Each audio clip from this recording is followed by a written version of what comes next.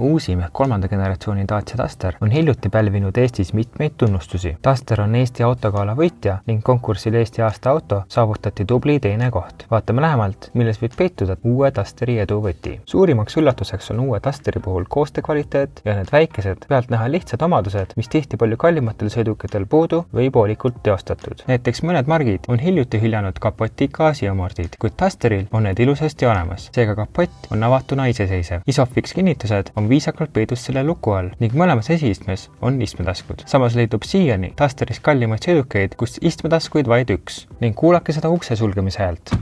See on isegi nii hea, et võiks olla eeskujuks isegi mitu korda kallimatele autodele. Välisilme on väga õnnestunud, seda eriti eelkäijatega võrreldes. Mõistlikus koguses kandilisust ja jõulisust. Mulle isiklikult meeldib enim esivõre ja esitulede ühtne disain. Üldmuljele aitab kaasa tagumine peetud uksening ning isegi kütuseluuk on üle keskmise atraktiivne. Hetkel on valikus 3 jõuallikat. 1-liitrine 3-silindrine LPG tarbiv baasmootor, 1,2-liitrine samuti 3-silindrine kerghübriid ning esmakordselt on Duster saadaval ka täishübriidina, kus sisepõlemismootoriks on 1,6-liitrine vabalt hingav 4-silindrine. Veikvedu on saadaval vaid koos 1,2-liitrise mootoriga. Käigukastiks on 6-käiguline manuaal. Hübriid tuleb mõistagi automaatkastiga. Diiselmootorit enam valikus ei ole. Mida huvitavat sisaldab uue Dusteri standard ja lisavarustus, klikka Autovoog kanalil ja uuri järgi.